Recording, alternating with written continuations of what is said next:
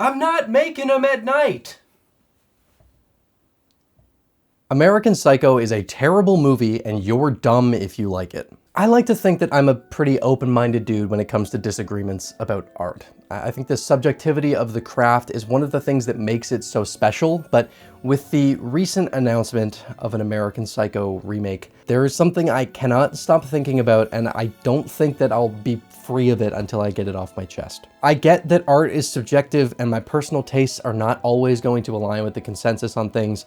Sometimes you're in the minority. I've been there a handful of times, but for the love of God, I cannot keep smiling and nodding when I hear some brain-deaded, baboon-headed moron talk about American Psycho like it's a remotely competent piece of filmmaking. American Psycho is not only a shit movie, it's one of the worst and most overrated pieces of media I have ever been exposed to, and I am positively baffled at the amount of people who are stupid enough to actually think that there is even the slightest bit of value in this abhorrent dog shit. I know this video is gonna get a bunch of you fucking troglodytes coming at me in the comments trying to justify your shit taste, but I couldn't care less, because if you think this movie is good, then your opinions or thoughts mean less than nothing other than a guideline as to what the lowest common denominator thinks.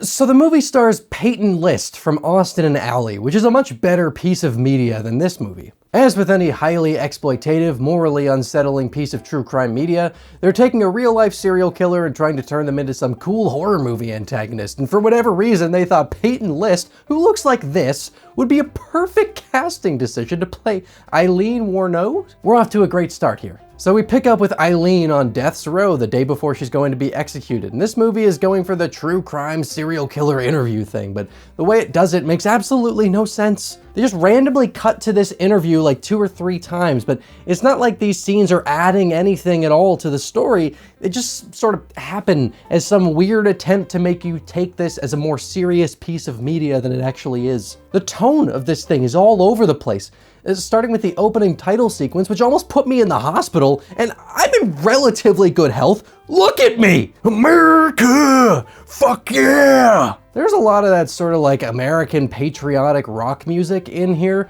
to put it simply, and it makes the whole thing feel really confusing, like they had no idea what kind of movie they actually wanted to be making. This is the issue with American Psycho, because people always talk about how, well, it balances the questionable perspective of the main character, but that's fucking bullshit. You want to hear a story?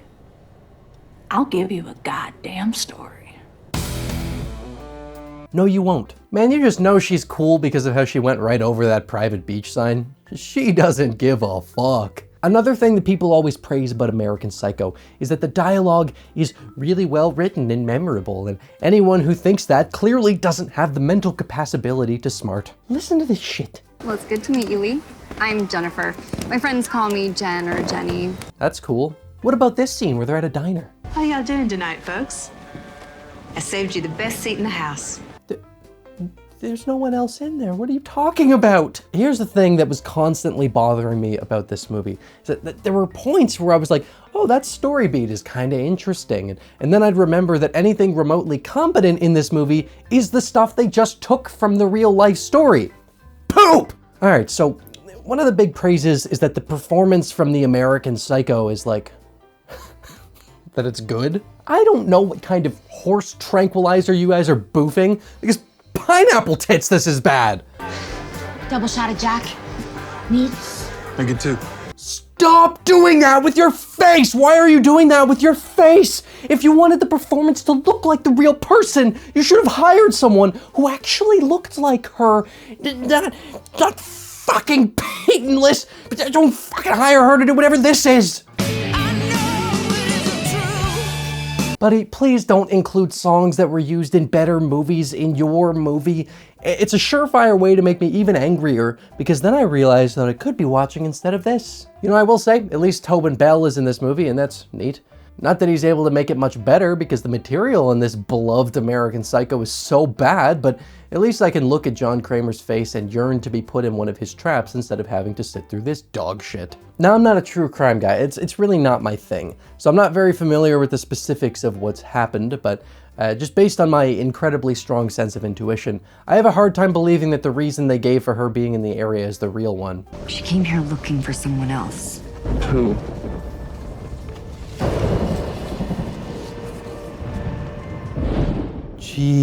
Cheeseburger. Jupiter is one food-motivated little guy, but I'll be damned, I think she might have him beat. For a movie that is so broadly considered to be a competently crafted piece, there is almost nothing that actually works about this thing if you're capable of reading past a primary level, which apparently a lot of you aren't. There's no structure at all. It's just a bunch of random scenes where they took things that actually happened and shoved them in to fill time. There's nothing coherent or connected about it, and by the time you get to the climax, you don't even realize that you've reached it because nothing's been building up. We're just watching her be bitchy about a dress or doing coke at a bar or shooting someone, definitely not in the dick, but for whatever reason, the movie still acts like that shot was anywhere near the dick. Did the makeup team even give a fuck? The movie starts to wrap up because they're inching towards the 90-minute mark, and it feels like they just threw in a bunch of stuff until they had a runtime similar to actual movies, and now it's climax time, baby! I really can't emphasize enough how terrible the structure of American Psycho actually is.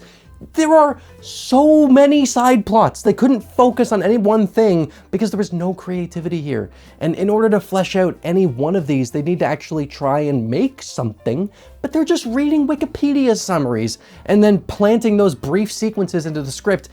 And that's for the stuff that's actually accurate. That cheeseburger thing's a total lie. You've got this one random weirdo who gets extremely aggressive the moment he meets her and then attacks her later on in a boat, and then you're going, oh, okay, this is the route we're going. She's gonna kill him and that's gonna be a catalytic event. Nope, she stabs him. He never shows up in the movie again, and he's fine. The lawyer gets introduced for a bit, offers her some money, she kills him and his son, that's done, never comes up again. Her brother followed her here apparently for some stuff that will get me demonetized if I talk about it in detail, but he's not taking no for an answer. They set it up as some mysterious thing going on where she's getting stalked for a while, then he finally confronts her, she kills him, never comes up again, changes absolutely nothing. That's another thing that pisses me off about American Psycho and the brainlets who like it.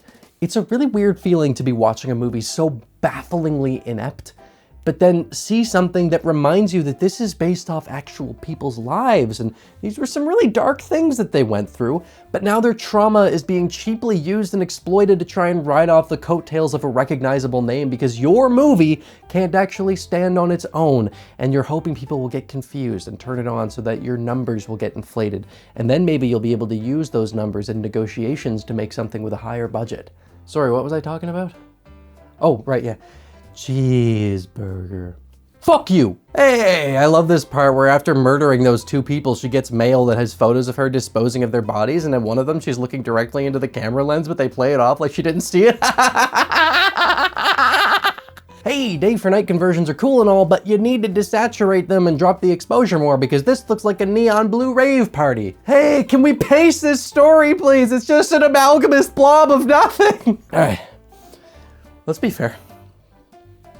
For a movie as critically acclaimed as American Psycho, is there even one small thing that works? I like this transition where we cut back to that redundant interview thing and you see the frame of the story she was telling in the camera. Although I'm hesitant to fully praise this because I feel like in the back of my head there's something telling me that I've seen this exact thing somewhere else and I'm worried that I'll accidentally praise them for something they ripped off. Tentative praise. Remember how I said it was a bad idea for them to use Love Hurts because that was in a better movie? Well, during the climax, they reference Psycho, and I truly despise them for doing this right at the end because I'm, 80 insufferable minutes in, and now you're just gonna shove in my face that I could have spent this time watching Psycho. Also, you know what's fun? You know what's really fun? The final scene of the movie is trying to criticize and question the ethics of true crime media. Cool. For books and movies and shit. Embellish and stretch the truth, because that's what they all do. That's what fucking sells! American Psycho is a terrible movie, and sitting through it made me want to cry. The guy who made it was one of the writers on Halloween 6, but most of his credits are just this same sort of unoriginal slop based on real-world things. In fact, It's not even his only movie called American Psycho. He made another one in the same fucking year. It's about Ted Bundy. It has the same cover. He made the same fucking movie twice in 1 year. They gave it the same name and cover. What the fuck is this? What's so annoying about all this is they were clearly embarrassed by the reality of the movie they made, so they must have tried to change the name to sort of reset the reputation. When I fucking shut up.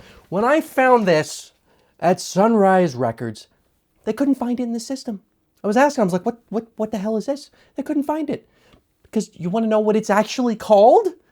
American Boogie Woman. That's so dumb. The case and the DVD menu both say American Psycho. And for the life of me, I cannot imagine what possibly would have made it so they'd have to change the title. Apparently it got remade with Christian Bale, so maybe that's a better movie.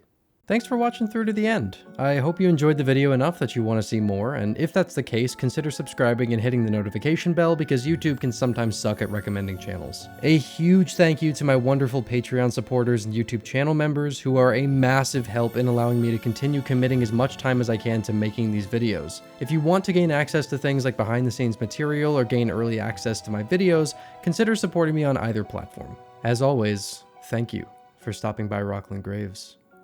I hope you've enjoyed your stay.